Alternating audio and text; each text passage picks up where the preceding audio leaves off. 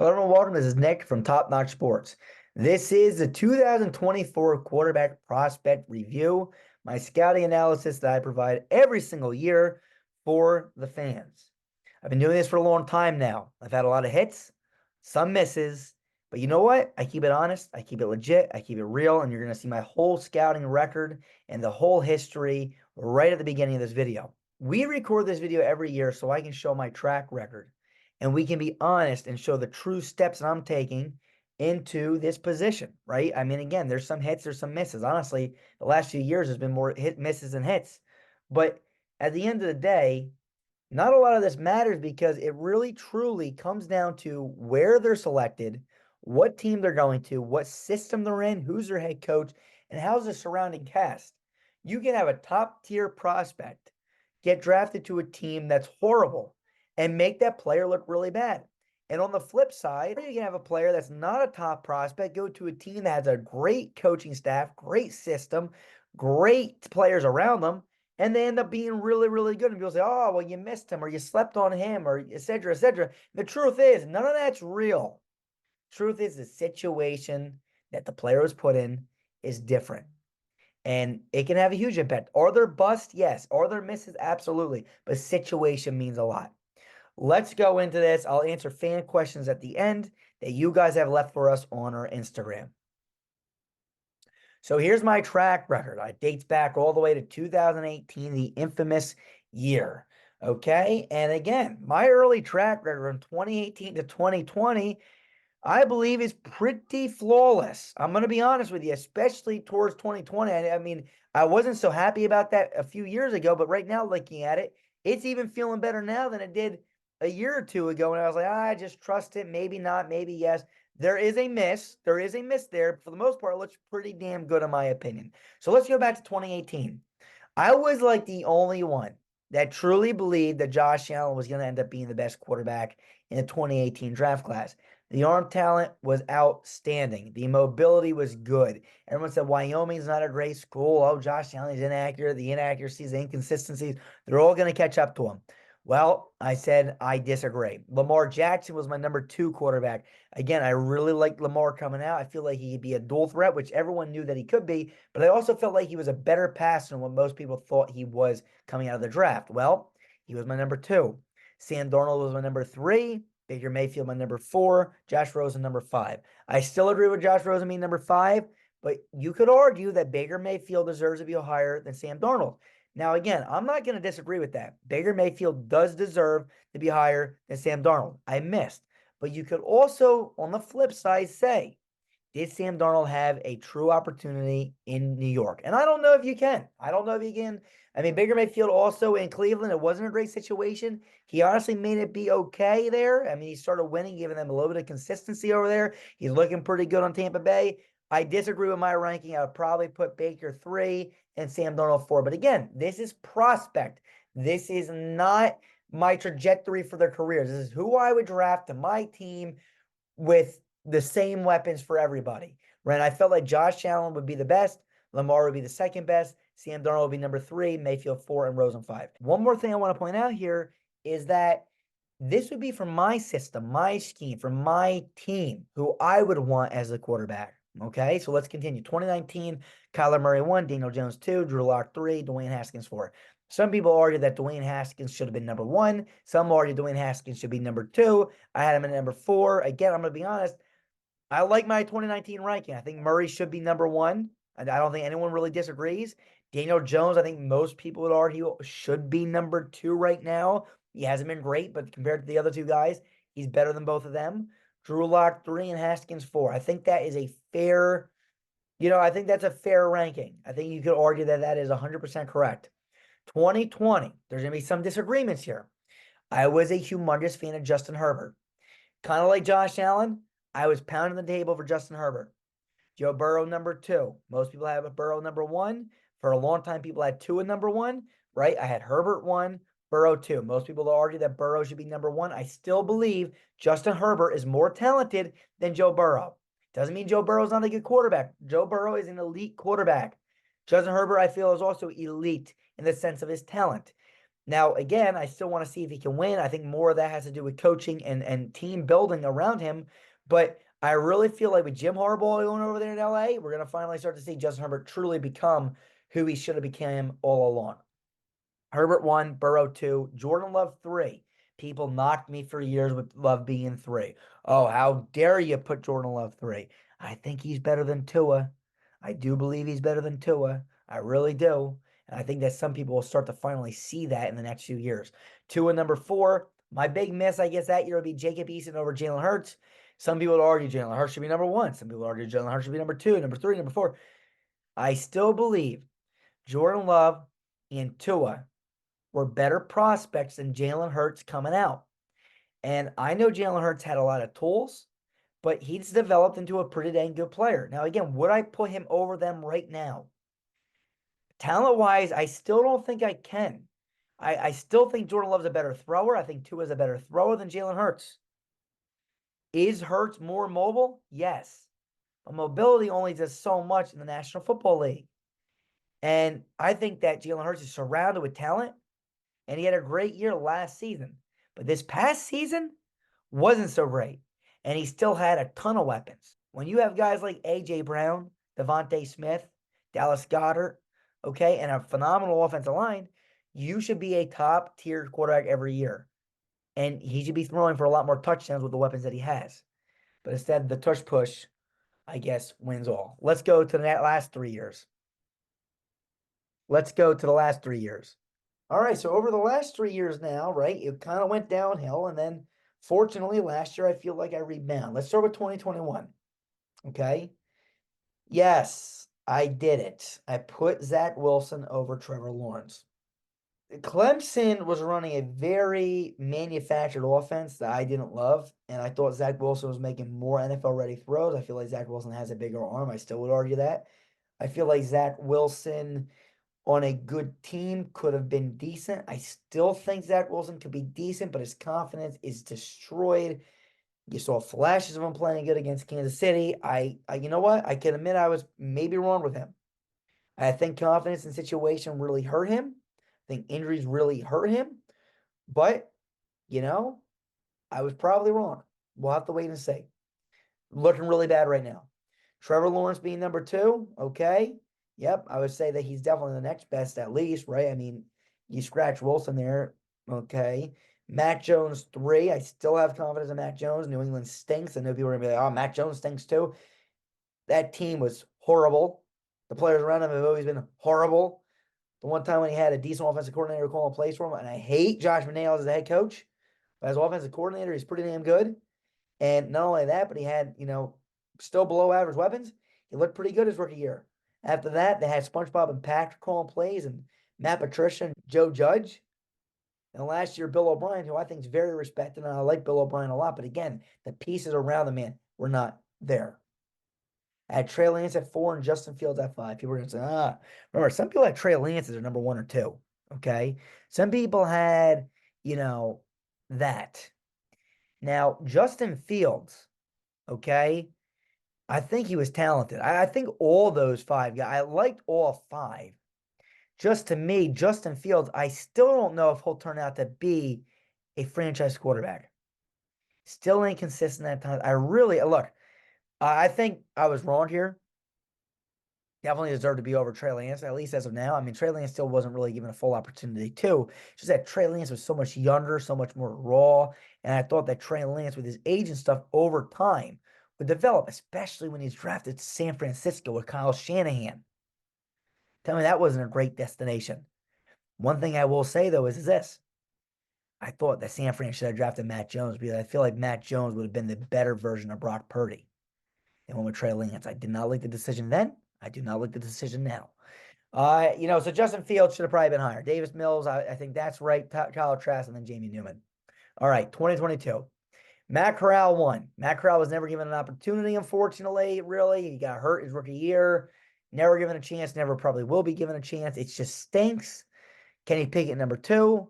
Malik Willis, number 3. Sam Howell, 4. Desmond Ridder, 5. And Carson Strong, 6. People say, Sam Howell, Desmond Ridder, Malik Willis, they're all better than Matt Corral. I think Kenny Pickett are all better than Matt Corral. Matt Corral was never given a chance. Again, talent-wise, I think he's one of the best guys there. but unfortunately, he'll never be given an opportunity. The only guys that have been given an opportunity were Kenny Pickett. Malik Willis was given a little bit of an opportunity. Sam Howell was definitely given an opportunity. Desmond Ridder was definitely given an opportunity, right? So people can argue, oh, well, all of them guys are better than Matt Corral because they were all given starter chances and they were all starting quarterbacks at one point. Wrong. They were given an opportunity on the team that they played for. Matt Corral was not. So again, circumstance can completely change this. As a prospect, I still would agree with most of this ranking. The only thing I may change is Kenny Pickett 1 and Matt Corral 2. I was very up in the air with that, but I still feel like Matt Corral had a bigger arm. He was about the same mobility as Kenny Pickett, so with the arm talent that Matt Corral had that Kenny Pickett lacked, I would probably lean towards Matt Corral still. Everything else, I would probably keep the same. 2023. Very happy with my year in 2023. CJ Stroud, number 1, I 100% agree. Anthony Richardson, number 2, I still 100% agree. Bryce Young, 3, I still 100% agree. The only spot that you can maybe disagree, and people are going to be like, how dare you put Hendon Hooker over Will Levis? Again, Will Levis was given an opportunity. Hendon Hooker was not. So everyone's going to say, oh, that's wrong. Same thing with Jordan Love for years. Oh, that's wrong. How could you have him that high? He wasn't given a chance. If he's given a chance, I feel like Hendon Hooker could be half decent. But Will Levis outperformed my expectation. I will say that. He definitely did. He looked better than I thought. So again, I was wrong with Will Levis. He looked better. That doesn't mean he's going to be great, but he's better than what I thought he would be. So let's continue. Here is my grading scale, okay? And this is only after film study, not after pro days or combine. So what do I grade, right? So you're going to see my grade scale. You're going to see my personal analysis. You see my rankings. You're going to see this draft class compared to last year's draft class, et cetera, et cetera. And then I'll answer your questions at the end. But what do I use to grade? Well, their in-game throwing gets graded. The throw power, meaning the zip on the football, their arm strength, how far they can throw, pocket awareness. Can they sense pressure in the pocket? Pocket mobility. Do they step up and around the pocket? Pocket mobility means movement within the pocket, not movement outside of the pocket. Accuracy, touch. Is it perfectly laid or is it too far to the right, too far to the left, underthrown or overthrown? They're throwing on the run ability, their anticipation, their decision making, their tight window. Can they throw it in a tight window? Their mental and adjustments. Can they make adjustments if they're getting sacked time and time again? Are they able to finally, do you see maybe making all the way out the line of scrimmage, maybe shifting the line one way, telling the guy to pick up somebody? Or are they just clueless? Are they throwing the ball a little bit quicker to get the ball out of their hands and they get a hit nonstop? Or are they holding on to it too long? Are they throwing it into triple coverage or are they throwing it on the one-on-one they have to the outside back shoulder? These are mental adjustments I'm looking for. And last but not least, mobility. Okay? So again, this is only after film study and not after the pro days / combine. So now we're going to get into it. And here's one thing I want to say. This is in no particular order. My ranking will be at the end of the video. Let's get going. The first guy, Caleb Williams, earned a 78 grade. That means he earned 78% of the possible points. Okay, so people are like, oh, 78, that's terrible. Madden would probably be an 81, 82. It has nothing to do with Madden. I'm not saying it's a 78 overall. Okay, I'm saying he earned 78% of the possible points. Okay, that's pretty damn good for my scale. Okay, so let's see what I say about Caleb Williams. Now, again, the height and weight are unofficial right now because the combine and official measurements have not happened. So according to this, Caleb Williams, 6'1", 215, not official, right? Unofficial measurements. Here are my notes. This kid has all the tools you would want to see from a franchise quarterback. He has elite arm strength with great mobility to go along with it. He throws a really lofty touch pass when he goes deep, or he can squeeze a ball in a tight window if needed. He has the escapability within the pocket to be a dual threat. He always keeps his eyes down the field, which shows that he is a throw-first quarterback, and I love that. His ability to throw on the run accurately is something that many quarterbacks strive for, but Williams just has the ability to do it. Okay, so again, this is something that, you throw on the run, being accurate, most quarterbacks would love to have that. Williams doesn't want to have it. He has it. All right. He does not seem to be phased when there is pressure around him. When he releases a football, it is a fast release and just seems like it's a flick of the wrist. At times when throwing the deep ball, it seems that he will underthrow by a yard or two, but this is not because of lack of arm strength. It's just one of his tendencies. He has great pocket mobility. If there's a spot to step up or a way to evade pressure, he will be able to do so. While he is great when moving within the pocket, he has slightly above average pocket awareness. So again, he's really good moving around within the pocket, but he doesn't always sense pressure all the time, right? He has above average, slightly above average pocket awareness, but it's not elite pocket awareness. He does a great job moving around in the pocket. He doesn't always sense pressure at an elite level. I also somewhat question his mental adjustments because he is sacked way too many times on the film I watched. He needs to get rid of the ball faster or make adjustments at the line of scrimmage. If he does neither of these, there's going to be issues at the next level. And unfortunately, on the film I watched, he did neither of these. So, what are his strengths? What are his weaknesses, right? Caleb Williams has all the tools, right? He has elite arm strength, great mobility. He's not phased with pressure, really fast release, elite pocket mobility, evades pressure, elite zip, good job throwing on the run, and he's a dual threat, right? He can use his legs or he can use his arm. One weakness of his is his mental adjustments, right? Again, I just see this guy get sacked way too much. And if you're getting hit over and over and over again, you think you would shift the line. You think you would know how to, tell your running back to block for you. You think that you would, hot route to a, flat. You think that you would, get rid of the ball quick would be a good idea. But unfortunately, none of these things really happen on a lot of the tape that I watched. Now, another thing I want to mention that's not a weakness, it's right in the middle between a strength and a weakness, but he doesn't do it at an elite level, and I would love to see is he doesn't throw with anticipation. And a lot of elite quarterbacks at the next level, the Joe Burrows of the world, right? Those guys, they throw with anticipation. Phillip Rivers was another guy that threw with great anticipation. Didn't have all the tools, right? Phillip Rivers was didn't have a phenomenal arm, especially in his older age, right? Didn't have that great mobility, but man, did he throw with anticipation. And that's something that Caleb Williams doesn't have. Now, again, Caleb Williams has all the tools, but he doesn't throw with anticipation. Okay, so that's Caleb Williams. Here's his breakdown. You're more than welcome to take a look at that. You hit pause. I'm not going to break down grade by grade. You're more than welcome to take a look and see what I say about him. Here's the next guy. Drake Maye earned a 74 grade. Again, that means he earned 74% of the possible points. His unofficial measurements are 6'4", 230. Here are my notes. This kid is very good at just flicking the ball out of his hands. He's a hard-nosed football player and willing to take a hit. He will do whatever it takes to pick up the first down, which at times is scary. He's willing to lower his shoulder, hurdle, or attempt to fake out a defender. This shows that he can be utilized as a dual threat. He does not throw a lofty deep ball. He throws his more on the line, which again, that's not a knock or a bad or good thing. It's just different people throw a different deep ball, right? Some people throw it really high and it lost into their hands. Some people throw it with a little bit more zip and it's on the line. He throws his with a little bit more on the line, kind of like a Justin Herbert deep ball versus some of these other guys that throw that real high arching loft deep ball.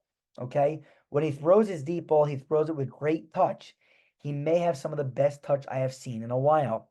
He has the ability to squeeze a football into a tight window when it is needed.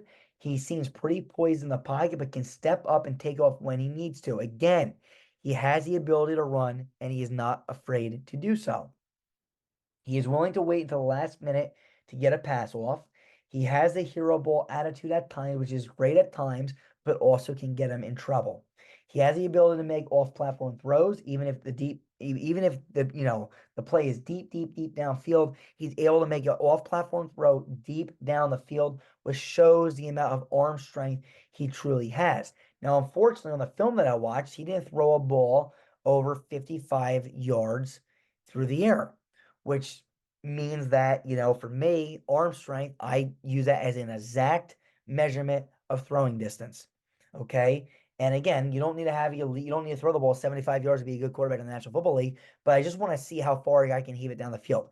So he can throw it really deep off platform, but I didn't see a throw where he really put everything into it and he seeded over 55 yards through the air. So I just didn't see that on film. The furthest pass I saw was 55 yards, which again, most people average around 63 when I watch them on tape. Like that's pretty average or slightly above average. His was 55. So let's go back to this now. His hero ball at times will get him in trouble, taking big hits or throwing picks, right? He'll do both, right? He'll try to extend a play, he'll get stacked, fumble. Or he'll try to, looking down the field, throw one into triple coverage, picked off. Just throw it away, live another down, or hit your check down. That's a little bit where I get a little bit, frustrated.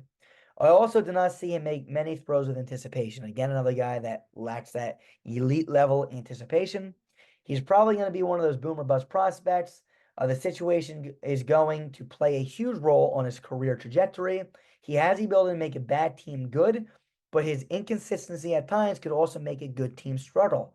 A good coaching staff will be able to get the best out of Maye. Okay? So again, this is a guy that he has all the tools. He has the things that you want. Doesn't throw with a lot of anticipation. Big, strong kid on tape. Willing to throw his body on the line. Reminds you of Josh Allen at times. In that aspect, like he's going to lower his shoulder and try to get the first down. But is that smart? I don't know. Going to play hero ball a little bit, kind of like a Carson Wentz. Can make a really big play like that, but also can lose you a game. Is that smart? These are the questions you got to ask. And again, these were questions with Josh Allen that everyone was asking, and I was completely ignoring. I said, no, this is going to be the guy. With Drake Maye, I'm also raising some of these questions because I saw way too much on his film, and I didn't see the elite ability that I saw with Josh Allen. But with Drake Maye, I will say this: there's a lot of tools to work with him that can make him an elite quarterback. It's just that will they all be hit on, or will he squander the opportunity? Let's see. So his strengths, again, he made some, big time throws, like effortless at times. Hard nosed football player, willing to put his body on the line, has elite touch, very poised in the pocket, stands strong in the pocket and delivers strikes. So even when someone's about to hit him, will stand strong and deliver. Able to make off-platform throws, great zip, right? That's something that he has, able to, get it from point A to point B in a hurry. You can really see on some of his deep balls or even on some short passes, he really fires a, fastball in on some of his players. And he's a dual threat. Again, this is a guy that can get you both ways. He can run, he can throw. And again, he has a good enough arm to beat you through the air. So it's not like, oh, he's just going to run. No, he can do a little bit of both. It's that, can he fine tune some things, and will he stop playing some hero ball? If he can do that, I really like to see what he can do. Weaknesses, right? He puts his body on the line. As much as that's a strength, it's also a weakness. Longevity, you can't really do that. Look at Cam Newton, right? And last but not least, hero ball. Again, you can also put this under maybe a strength if you want to, but I'm going to put it as just a weakness. It's the biggest reason why he gets in trouble. He tries to make a play that can't be made, and it hurts him. It hurts him. So now let's take a look at the in-depth breakdown. Here you go. All right.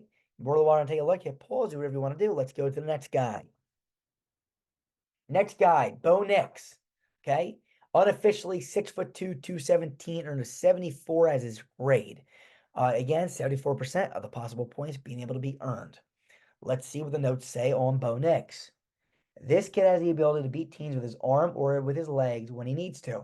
He can thread the needle when he needs to as well. He throws a football with great zip when he needs to squeeze it into a tight window, right? So he has that ability to throw a fastball when he needs to in a tight window. He has the ability to move within the pocket to buy extra time. He has good speed and quickness for a quarterback. He may have some of the best throw and the run ability in the entire draft class. He is a pretty accurate passer while he's on the move as he keeps his eyes down the field. So again, this guy on the run, always keeping his eyes down the field, not a run first guy, willing to throw it, keeps his eyes down, like I said, really pretty damn accurate while he's on the run. Like he's pretty damn good at that. He throws a good touch pass to his receivers while they're running down the field. So again, he's able to just drop it right into that breadbasket a lot, especially on that vertical ball I want to mention. He has no fear of checking it down to his running back, which is good to see. And last but not least, my biggest fear is that, a lot of this offense from Oregon this year, in my opinion, was manufactured offense. RPO, bubble screen passes, etc. I'm not a big stat guy, but when you look at this guy's stats, they were probably out of this world, right? I mean, I've heard a lot of people saying that, his stats look great. Oh, he should have been the Heisman maybe because of stats, yada, yada. All I can tell you is a lot of it was manufactured, you know? But again, as much as that helped him, I'm still confident with the tape that I watched that he could at least be a very quality backup in the NFL. You know what I mean? Like he's going to be around the NFL for the next 10 years at least, in my opinion. Whether that's a starter or a backup, he'll be around. And to me, I think his biggest upside is being a quarterback that can manage games, but also use his legs in big moments. This is a guy, in my opinion, that can get it done at the next level if there's an offense around him. He kind of reminds me of a Brock Purdy-ish kind of a guy, right? He can be a franchise quarterback. He can. He's not going to be amazing, right? Brock Purdy's not elite. He's not top three. He's not going to make a phenomenal throw. Bo Nix can throw a ball across his body, which you're not supposed to do, and throw it with some zip and get it right on the money, and he can make some fancy plays. He can. So he can be a starter in this league if given an opportunity. The same thing I was saying for Matt Corral. The same thing I was saying for Zach Wilson. I'm saying it for Bo Nix right now. He can be a starter if given an opportunity. If he's not given an opportunity, he won't be a starter. But I feel like he will find his way on a roster because he's a good enough guy to, at the very least, be a quality backup that can win games for teams if they need him to do that. But again, probably going to be drafted. Might be a starter in year one. Maybe if not, maybe year two, year three. Who knows? We'll have to wait and see. Depends on the situation. Strengths, right? He's a dual threat, great zip, elite throwing on the run ability, probably one of the best, if not the best in the draft class. Keeps his eyes down the field, especially when he's on the run. He's willing to check down, which I love to see. And the weakness, right? As I mentioned before, that manufactured offense. That was the biggest knock on this guy coming out. I feel like, at least in my opinion, it's the biggest knock. I feel like all the tools are there. I think everything about this guy is either slightly above average, average, or slightly below average. It's nothing that's going to pop out. He's not elite in many areas, but he could be a starter in the National Football League. Again, he can turn some eyes. And who knows? Like, he's a guy that eventually, I mean, if there's a team around him, could crack the top 10 quarterbacks in the National Football League. And it would shock a lot of people. Oh, everyone slept on Bo Nix, slept on Bo Nix. I'm not sleeping on Bo Nix, but what I'm going to continue to say is this. If he's not given an opportunity, people are going to come back and say, you said he was going to be a top 10 quarterback. That's not true. I'm not saying that. I'm saying if he was put in a situation like the San Francisco 49ers, just like Brock Purdy being considered in the top 10, top 5 at times, is he elite quarterback? I think Bo Nix could be in that consideration if he was given a system like that. That's what I'm saying. Again, he could be a career backup. We'll have to wait and see. Here's his breakdown. You're more than welcome to take a look at that. Let's go to the next guy. Here's the next guy, Jayden Daniels. Unofficially, 6'4", 210. Earned a 74 as his grade. Let's see what his notes say. This kid has the ability to move around within the pocket to extend plays. His legs are going to be a huge problem for defenses at the next level, as he's able to get outside the pocket with ease. He has the capability to create time as a passer, but he tends to take off and run instead. He is really quick in open space. He will not necessarily roll outside the pocket either. There are times he will step up in the pocket and run up the middle if a hole opens up. So one thing that he does do, I want to make clear is, he's not always a guy that's going to just roll outside the pocket and take off that way. He doesn't really do that much. He'll kind of sit in the pocket, and he's a little bit jittery, and he's going to step up. If there's a hole in the middle of the, in the offensive line, he sees a hole, nothing open right away. He's going to step up in that hole and take off running, which again can gain you a lot of yards as a quarterback. If a hole opens up, right, this Red Sea parts, you take it. But, you know what I mean? There's some questions. So let's continue on the notes here. He has good pocket awareness and can sense pressure from his blind side. He throws a really high, lofty touch pass. Now, remember what I said before with Drake Maye. More of a zip. Well, Jayden Daniels, that lofty touch pass, okay? Just something different. This gives his receivers time to get under the ball. He does try to play within the pocket, but if nothing is there, then he will take off. He's extremely fast when he takes off running. When he needs to zip a ball in a tight window, he can do it like an elite quarterback. This shows that he has a fastball when he needs to go to it. Okay? My biggest concern is I do not see him extend plays with his arm. What do I mean by that, right? You don't extend plays with your arm. No, but what I mean is he doesn't extend plays with his legs and use his arm. Okay? When he creates time, it usually means he's going to run. So he'll buy some time, but he rarely throws it. He usually takes off and runs. Okay? He needs to be willing to move around to create throwing lanes. There is a lack of film of him throwing on the run or passing after escaping the pocket. I watched a lot of clips and a lot of film on this guy. Are there clips of it? Sure. People are going to send me stuff. Oh, how could you miss this? Sure. It's not what I wanted to see. He's such an elite runner. He's so good moving around in the pocket and creating time, etc., etc. Now I want to see you create time and throw a strike. That's what I want to see. He looks a little jittery in the pocket, too. He does not look like he settles once he's done with his drop back. almost like he's waiting to take off. He'll do his 1, 2, 3 step. You're supposed to fire, right? He does 1, 2, 3, stepping around, bouncing around, bouncing around. Oh, I'm taking off. You know what I mean? Like he's nonstop moving those feet, getting ready to take off and run. Usually you plant, you step, you fire. He's all jittery back there, hopping around. You know what I mean? I don't know. I don't know. Last thing I gotta say. This kid has everything you need and shows signs of flashes, but he is going to be an inconsistent player until he can figure out the mistakes throwing the football. He needs to use his legs as a passer rather than a runner. Okay? So let's see what I say. So his strengths, right? You see a lot of weaknesses here, and that's not always a bad thing, right? There's some really good players that have a lot of weaknesses, but the strengths, he has some really good strengths, right? So let's look at his strengths. And again, if a good coach gets this guy and puts him in a good system, those weaknesses will be hidden and the strengths will be promoted. Okay, so let's see what we say. Pocket mobility, really good, right? Really good. Able to extend plays really well. Okay, great mobility. That's when he gets outside the pocket or once he becomes a runner. He can get outside the pocket when he needs to. Again, he's able to create time, right? Same thing as kind of extending plays, but he's able to create time to throw the ball, right? Again, or hence really for him, run. He steps up in the pocket to run, right? Like I said, if that Red Sea parts in the middle, he'll step up and take off. He's extremely quick, elite zip, right? Can really throw a fastball like no other when he needs to and when he wants to. Can squeeze a ball in a tight window. And again, I think he has all the tools. All the tools that you need in an elite quarterback, this guy has. But there are some weaknesses. And quarterbacks that never become elite or that get benched in 2 to 3 years are the ones that can't hide their weaknesses or can't overcome some of these things. So these are the things he needs to work on to be elite. He might make some highlight plays. He might make a good highlight tape or highlight reel. But if you're going to be a really good quarterback at the next level, you have to hide or at least work on some of these weaknesses. So let's take a look. One thing is he doesn't keep his eyes down the field. He doesn't, he uses arm on the run, right? A weakness is he doesn't use his arm on the run. When he's running, he doesn't, he'll pretend like he's going to throw, but he never really does. If I'm a defense, I see this guy running. If I'm the QB spy, if I'm playing in a zone, I'm leaving my guy the hell wide open. Because you know why? He's probably not throwing.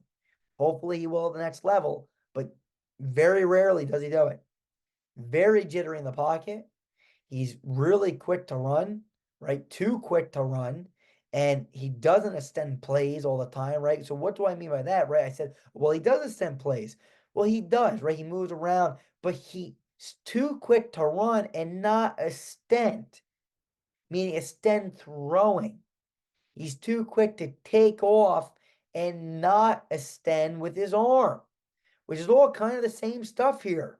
He doesn't keep his eyes down the field to use his arm on the run. He doesn't use his arm on the run when he extends plays because he's too quick to run. It all adds up. 1 + 1 = 2. Just remember that, ladies and gentlemen. And last but not least, he doesn't struggle with accuracy, but he's inconsistent with his accuracy, right? One time he'll be really good, the next throw won't be so good. He needs to clean up some of his mechanics, clean up some stuff. Hopefully the accuracy will get there. But again, he's not going to be one of those guys that you're trying to, he's going to be extremely accurate at the next level. No, that's not him. He's going to be a playmaker at the next level, an improviser, hopefully. But right now, I would say he's more of a scrambler than he is an improviser because he doesn't really improvise much down the field, which kind of stinks, in my humble opinion. Let's take a look at his breakdown. Here's his breakdown. You're more than welcome to take a look at that. More than welcome to pause, do whatever you got to do. Let's go to the next slide. Next guy, J.J. McCarthy, unofficially, 6'3", 202. A little bit slender, 202. Okay, you want most quarterbacks to be around 215, 225, 230, 240, damn it. I like 240, but I like this guy, J.J. McCarthy, too. Good leader.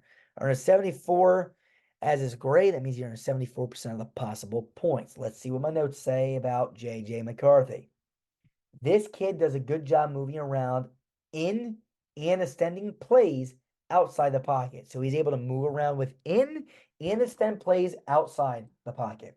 He has the athleticism to beat defenders both ways, but what I love the most is that he is always looking down the field. He has a great sense of when to move outside the pocket and extend plays down the field.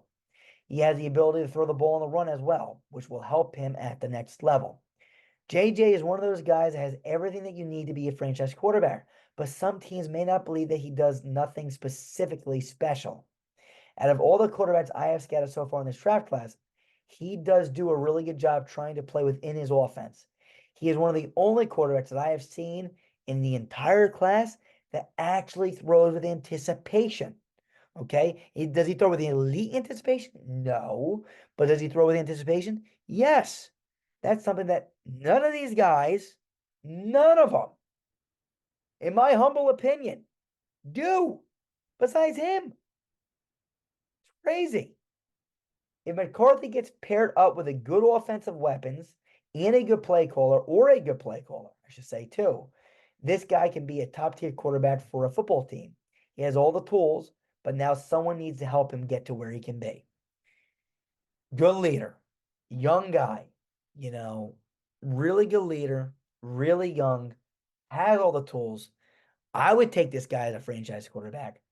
I would make him my franchise quarterback. I would build a system around this guy. I would install confidence in him from day one, whether he makes mistakes or not. I think he can do it. But will an NFL team think he can do it? Will a team work with him? Will a team build a system around him? Will a team work towards his strengths and limit his weaknesses? But he doesn't have a lot of weaknesses. If you look at his one weakness, I say not elite in any area, because that's the biggest knock, in my opinion. He's not elite in anything, right? He has a lot of strengths. He's pretty damn good at a lot of things, but he's not elite at anything. So let's look at his strengths. He extends plays. He's a dual threat, right? He throws on the run well. Great zip. Plays within the offense, probably the best out of everybody, right? Everybody else moving around, stepping up, doing this play, hero ball this, hero ball that, running, stepping up too early. He plays within his offense. They're going to run, then he's going to throw. Play action boo. I love it. This is the offense that I love. I love the Michigan offense. That's what I would run in the National Football League because I think it works. Jim Harbaugh's system works. Okay. Throws with anticipation, like I said, one of the only quarterbacks to do that in the entire draft class that I've watched. Senses pressure really good, and I think he's a great leader. Great young man, great leader. I think he will be really good for a football team. Weaknesses, right, not elite in any area. Let's take a look at the breakdown.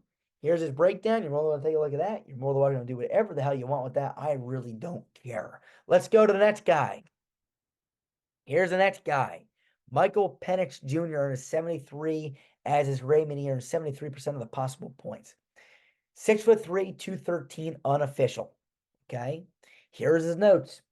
This kid has a quicker release than most people give him credit for. Right. The big knock on him is supposedly his slow release. I don't think he has a slow release. I think his release is better than what most people say. He also has the ability to throw a fastball when he needs to. Okay. So again, I like to hear that. He throws a good vertical ball and is able to throw with great touch at times. He honestly may have the best touch in the entire draft class. So again, he's another guy that I'm saying that is right up there with some of the best touch in the draft class for his deep ball specifically, right? He's a pocket passer but can move out of the pocket when he needs to. He's a quarterback who is going to sit in the pocket until the very last second to deliver a pass. His ability to throw a heater and be able to lay a ball, especially a deep ball, perfectly in the receiver hands gives teams a lot to work with at the next level. There are some areas to improve for sure, but if he gets proper coaching, he could be special at the next level. So I want to mention this again, right? He's not really a guy that's going to be running around, right? He's not going to be that guy that's going to really extend a lot of plays, and he's not super mobile, et cetera, et cetera. What he's going to do is he's going to sit in the pocket, and he's going to throw. And he has a heater, which means he has elite zip, and I believe he has elite touch. And those are two huge things that quarterbacks, quarterback coach or NFL offense is going to look for. If you have elite zip, you can squeeze a ball from point A to point B quickly, right? And you're able to lay it perfectly in your receiver's hands deeply down the field, or even on a corner route or something, just lay it perfectly. People are going to play around with that. And again, that's what I mean. Like, this guy could be really good, right? He has two great tools, right? He's not going to be that guy that's going to be running around like crazy. But, you work with his strengths, he could be good. He also loves to get rid of the ball quick, which I like to say. He goes to his check down when his deep shots are not open. If nothing is open, as mentioned before, he's willing to hold the ball and take a hit while delivering a strike. I said he's also a lefty and he's a little bit older, which may hurt his draft stock a bit. Okay, so again, let's go and look at his strengths. Elite touch, elite zip. Okay, I don't know if I've had a lot of guys on this list that have elite touch and elite zip. Michael Penix Jr. has that. Okay, so again, I don't know where he's going to rank on my personal analysis. I don't know where the hell he's going to rank necessarily on my grade sheet, on my grade scale. But I will tell you is this, I don't care where he ranks. If I'm coaching him, I'm working towards those strengths, right? And that's what I'm going to do. And that's what a good coach is going to do. We're going to build a system around those things. Okay, that's what we're going to do. But again, not everyone's like me. Not everyone's like that, et cetera, et cetera. So the next thing, right? Throws vertical ball very nice. Kind of reminds me of Hendon Hooker a little bit. Hendon Hooker was a guy that just threw verticals a lot in Texas, right? That's all he really did. And it kind of seemed like that was a lot of the Washington offense as well. Okay, so again, that being mentioned, I, I don't really love that, to be honest with you. I like to see a much more pro-style offense, not all four verts down the field. But that's a lot of what this was. He throws a really good vertical ball. That's why I liked Hendon Hooker because he had, a really good vertical ball. But the issue is that, again, can they read a defense? I don't know. He stands tall and delivers passes, wait until the last second to hit it. He's willing to check down. Weaknesses, he lacks mobility. He's a lefty, right, which is a question mark, and injuries. He has an injury history, right? So lacks mobility. He's a lefty, which some teams will question, and injury history, right, is also a question mark for Michael Penix Jr. Let's say look his in-depth breakdown. Here it is. You're more than welcome to take a look. Do whatever you want. Let's get to the next slide. All right, here we are, the 2024 quarterback draft prospect categories. Every year I have a few categories. I've been playing with the same ones for every year, and I try to assign players to it. And for the first time in a long time this year, there's been a player that's earned more than one category, which I usually try to avoid, but if you earn it, you earn it. And I'm not going to just take it away from a player. So let's take a look at what we got here. So the first category is safest pick. And this one goes to Caleb Williams. Okay. If you have the first overall pick, second overall pick, third overall pick, and you need a quarterback, the guy to go with, in my opinion, he's been the top guy now for the last few years, is Caleb Williams. Right?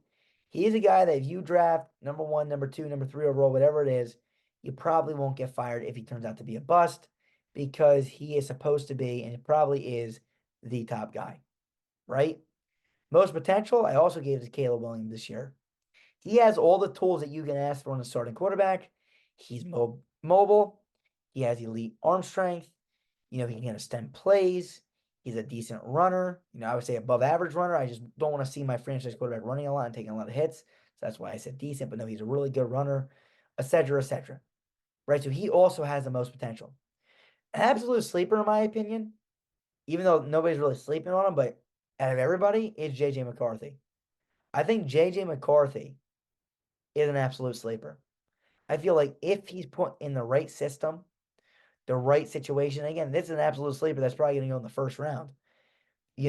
I think he's going to fall a little bit too far, and people are going to be kicking themselves, especially if he finds a coach that's going to put him in the right system, saying, we should have drafted this guy.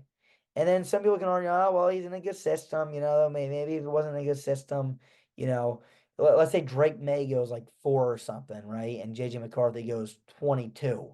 I'm just throwing random numbers out there, right? The team that's 4 is like, well, we had to go with Drake Maye because, he had more talent, which I'm not disagreeing with. And they're going to be like, and J.J. McCarthy went to a perfect system. If J.J. McCarthy pans out to be good, so if he was drafted to our team, he wouldn't have been that good. And if Drake Maye went to that team, he would have been, a lot better with that system. Fair argument to make. I'm just saying that I think J.J. McCarthy is going to fall down the board a little bit and probably be a little bit of a sleeper compared to some of these other guys, right? Like Caleb Williams is going to go top 2.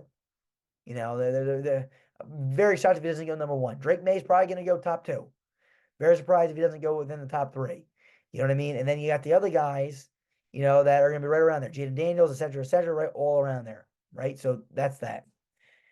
Most NFL ready, Caleb Williams earns it again. I think that he is the most NFL ready in the aspect that he's had bright lights on him. He's been the guy for a long time. He's probably the most ready. He's the guy. He is the guy. He's going to earn a lot of these because he truly deserves it. The next is athletic but needs work. I think that's Drake Maye. He's very athletic. He has some tools, right? He has a lot of tools. He has athletic skills, big arm, mobile, but he needs work. He's not a finished product yet. He needs a lot of work to get to where he can ultimately become. And if he can get there, he will be a superstar. He will be an elite quarterback in the National Football League. And last but not least has tools to work with. I feel like the best guy to say that was Michael Penix Jr. Might be lower on my board, might be lower on a lot of people's board, or maybe higher on some people's boards. But to me, he's a guy that I feel is going to fall a little bit, but he has the tools to work with that can be good. The guy that's not listed here, right? A few guys, right? Bo Nix isn't listed here. And Jayden Daniels isn't listed here. You're like, where are they? Where are they? Well, again, Jayden Daniels, I can't put him over Caleb Williams for most potential. I think Jayden Daniels has a lot of potential, but Caleb Williams beats him out for that spot. Bo Nix, there's some spots here that you could say that maybe he could get, but he doesn't beat these guys out. Caleb Williams has taken 3 of the 6 spots that I give out every year. That's impressive. That's impressive. Doesn't mean he's going to be elite. Doesn't mean he's going to be really good. I'm just saying he's impressive. Let's go to the next slide. 2024 quarterback rankings via the grade scale. According to my grade scale, this is a ranking.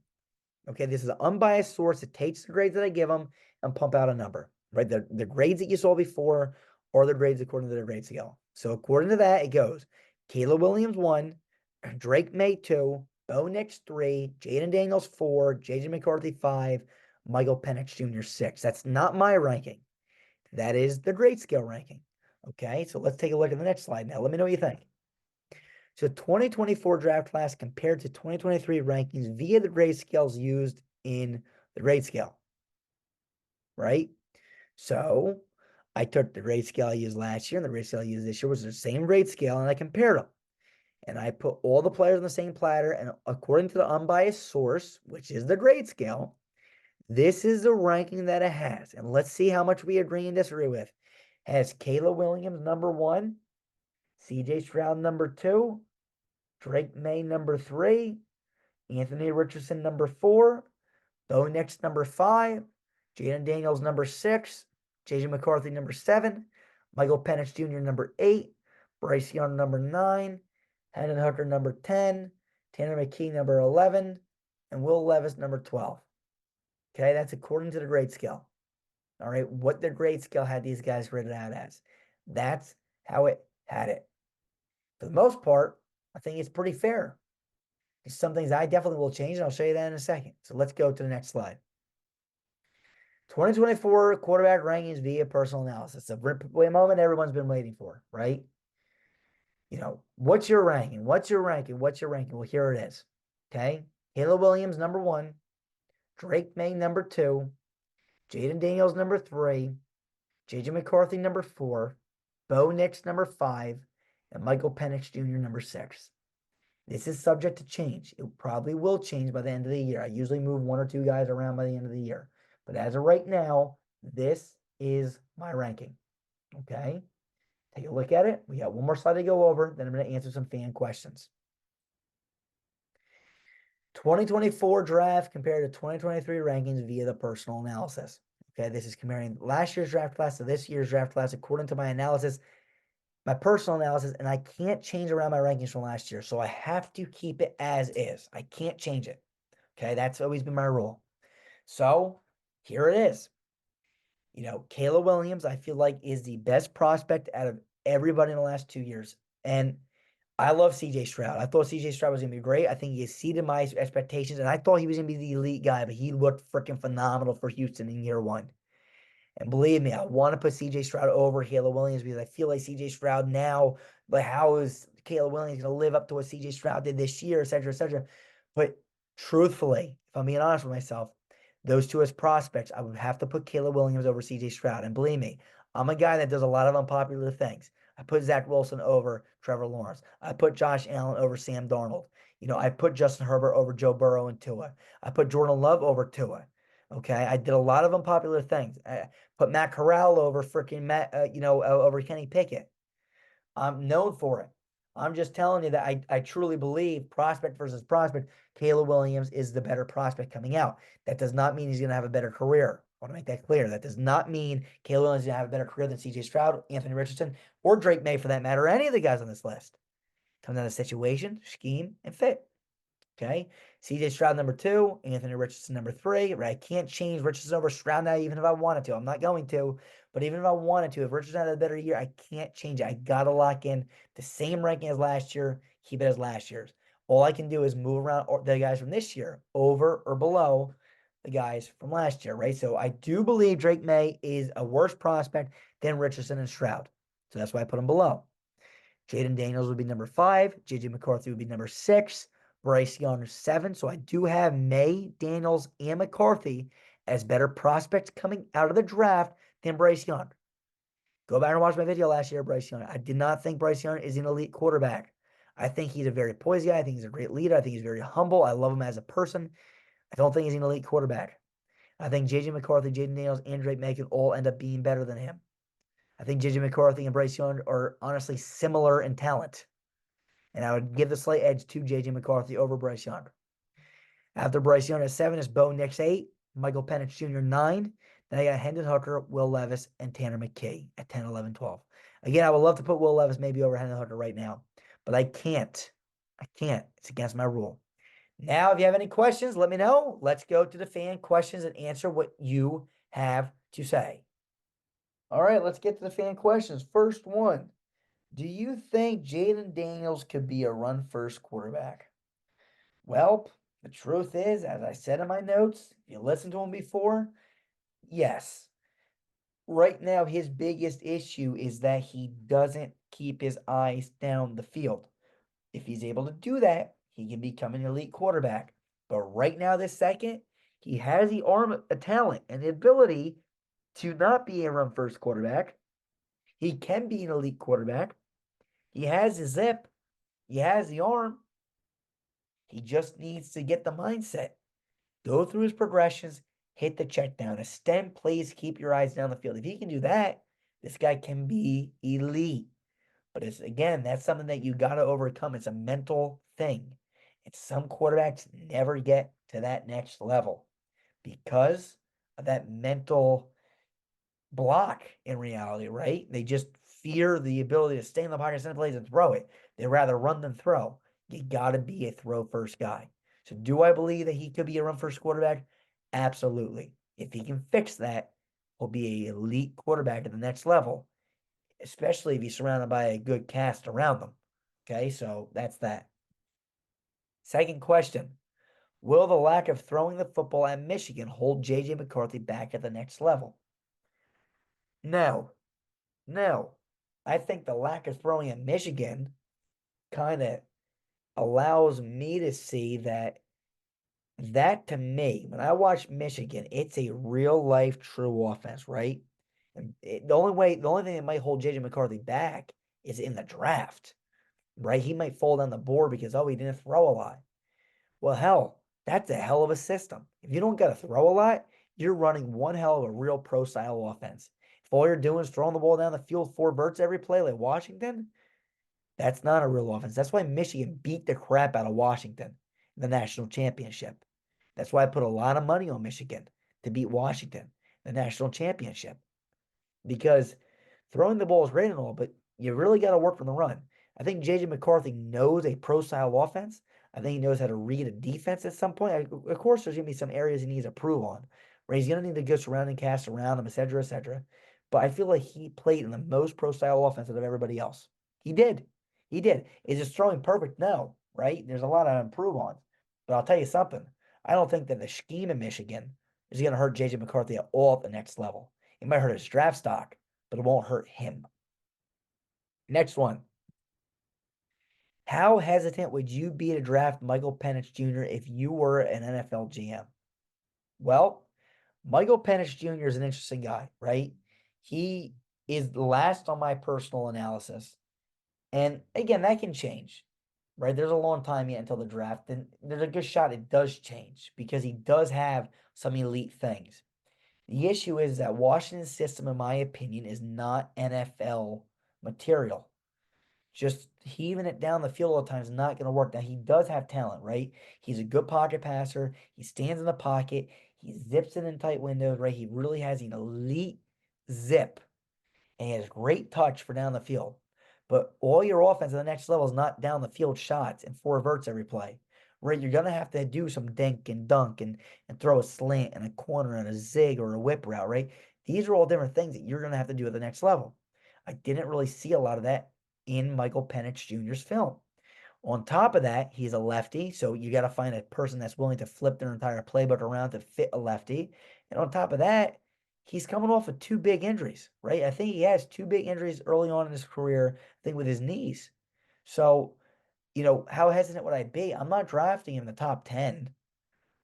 Hell, I'm not really drafting the top 15 or 20. I mean, hell, this guy could turn out, if he turns out to be a top 3, top 5 NFL quarterback in the National Football League, I'll say, hey, you know what? I wasn't doing it because of these reasons. But there's too many questions for me to draft this guy in the top 15, top 20. Hell, for me, I'm probably not touching him until the second round. Now, if a team wants to go up and get this guy in the end of the first round, right, because they feel like they want to have that fifth year option with him if he turns out to be really good, then that's what it is.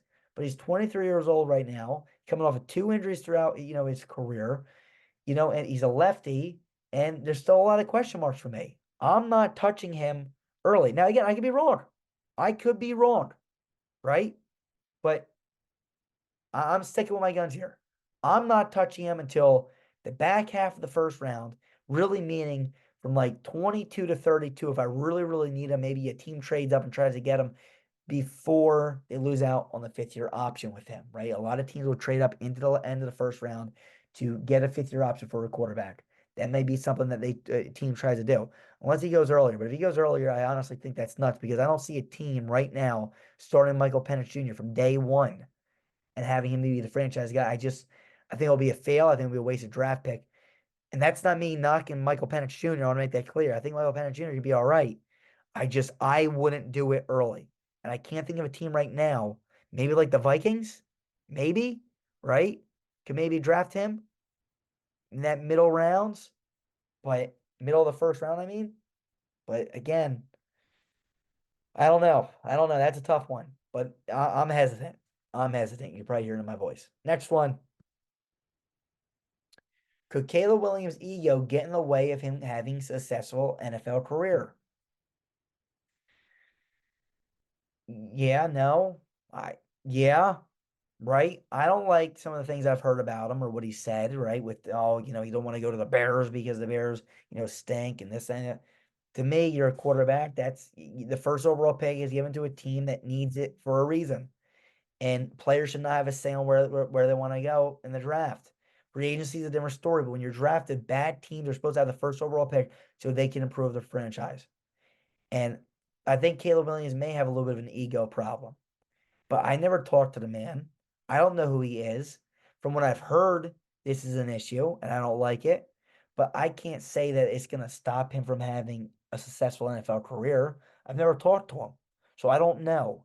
From the things I've heard, I don't like it. And as a leader, and especially as a leader of men, Caleb Williams wants all sunshine and rainbows around. If that's the case, he doesn't want to go to the Bears and he wants to handpick where he wants to go, like Eli Manning did back in the day.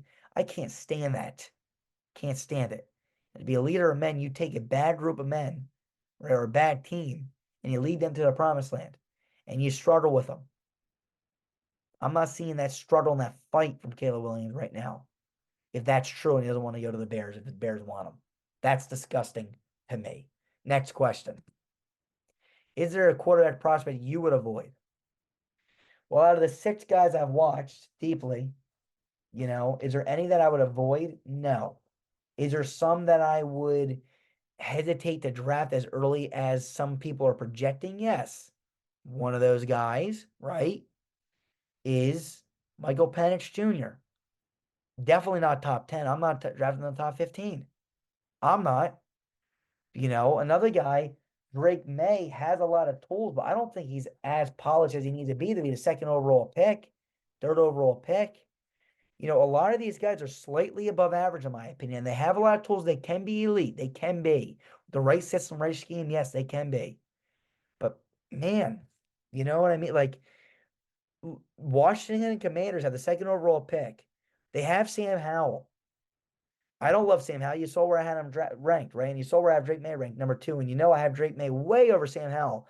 But does Drake Maye give that team that much of a boost? No. No, he's better than Sam Howell. Hell, he'll play a lot better. They might win a few more games. But to me, the Commanders mean so much more than just Drake Maye. So is that a great pick? No.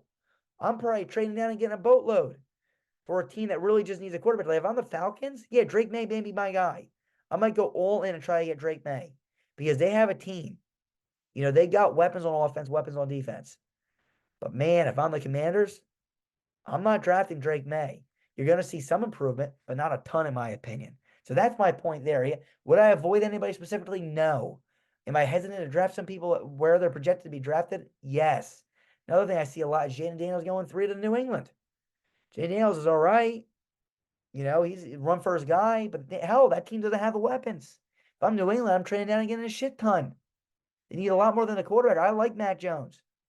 He might not be the guy there anymore. So be it. Let me go to a team where he can, shine with some weapons.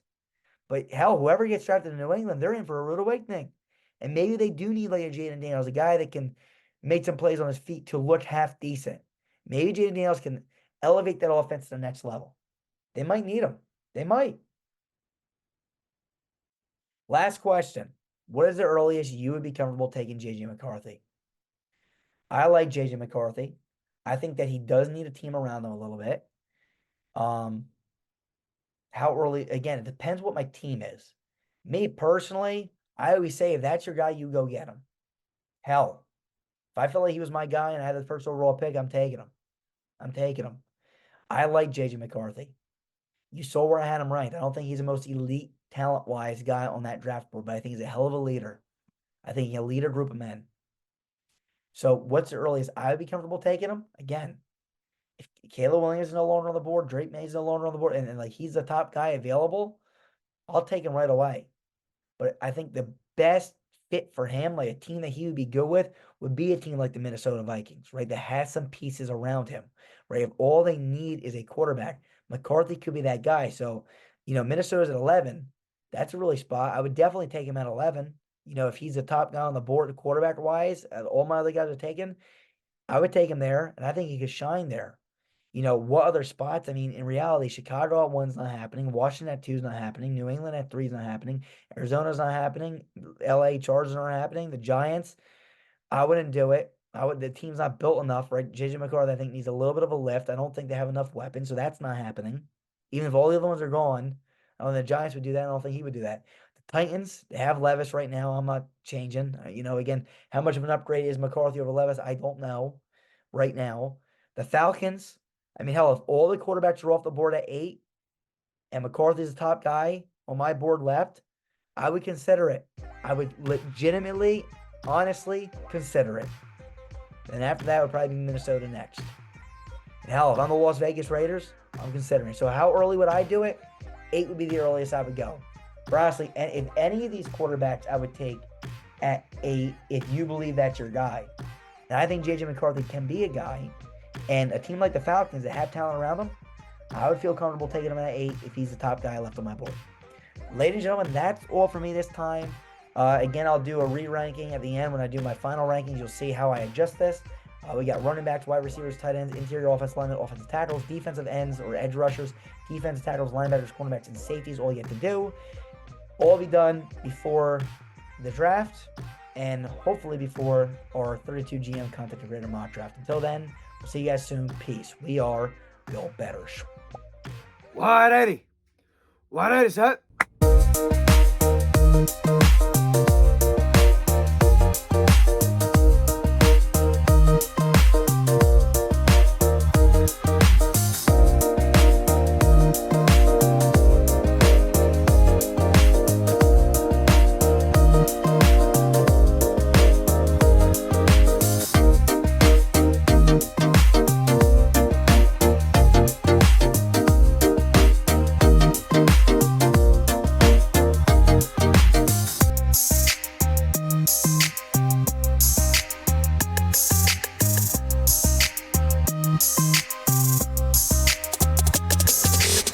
Hehehehe